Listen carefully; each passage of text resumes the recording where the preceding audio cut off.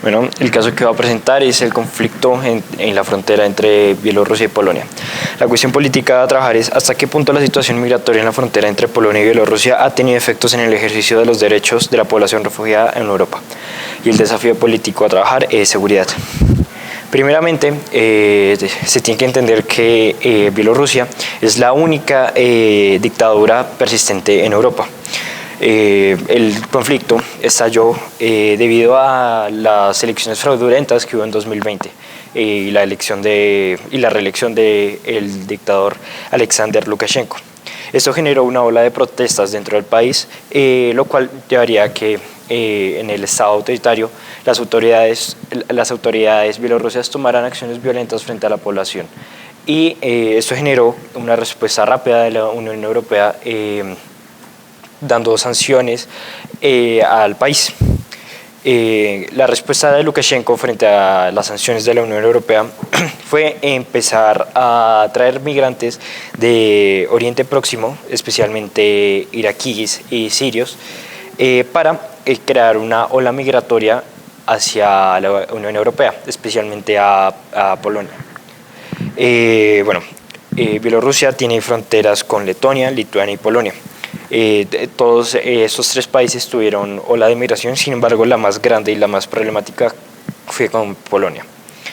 Esta ola migratoria que creó Bielorrusia fue para aplicar una presión a la Unión Europea para levantar las sanciones.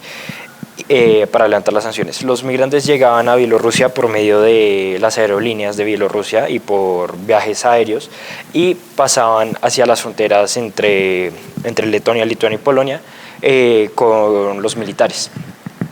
Esto generó una rápida respuesta de los países vecinos, pues al ver la ola migratoria que se estaba creando y la cantidad de migrantes que había en la frontera y los que estaban ingresando, generó un cierre de fronteras bastante rápido, lo cual perjudicó a los migrantes a los que se les había prometido que iban a poder acceder a la Unión Europea y huir de las situaciones de conflicto de sus países.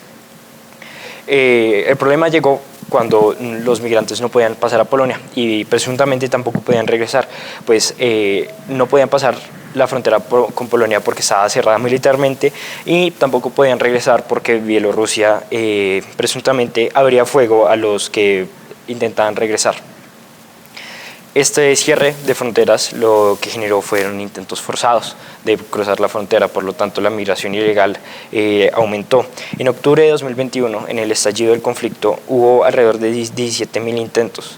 Estos intentos forzados también generaron diferentes detenciones arbitrarias por las autoridades polacas, donde no se podía garantizar los derechos de la población migrante, pues estos recibían torturas, sedaciones e incluso disparos con armas Taser. Pues esto generó que las condiciones de los refugiados fuera bastante mala.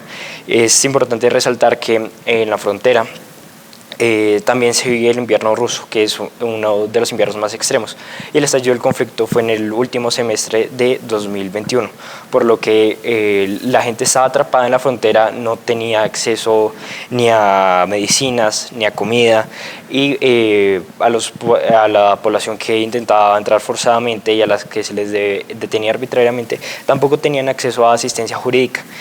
Esto causó un daño en la salud mental, en la salud tanto física como mental de la población, por lo que las condiciones climáticas, las condiciones de acceso para la garantización de derechos era prudente. La ACNUR se pronunció frente a esta situación.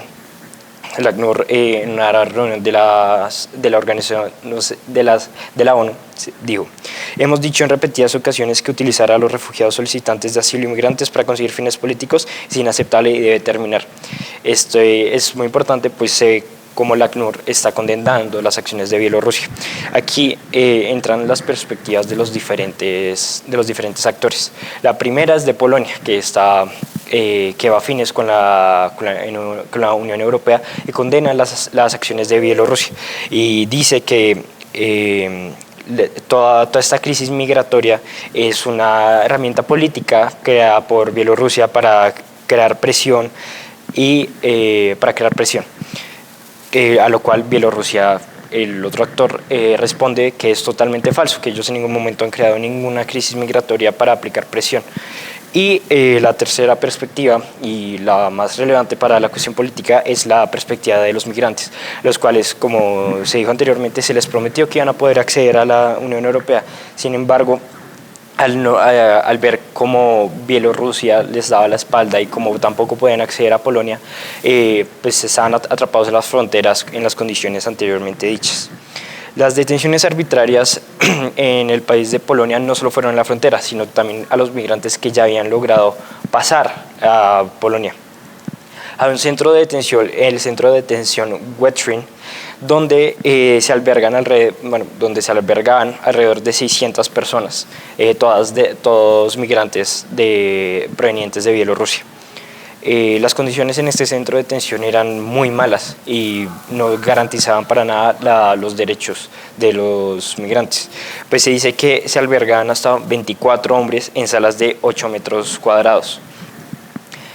Pues en este centro de detención también se vivían torturas, se vivían situaciones de racismo y de xenofobia por parte de las autoridades polacas hacia los migrantes.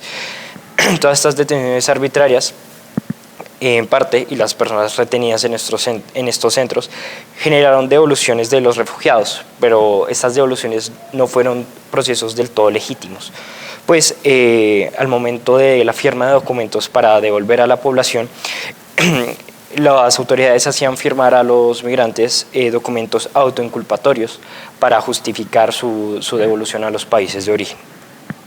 Actualmente, todavía hay bastante acción militar en la frontera entre Polonia y Bielorrusia.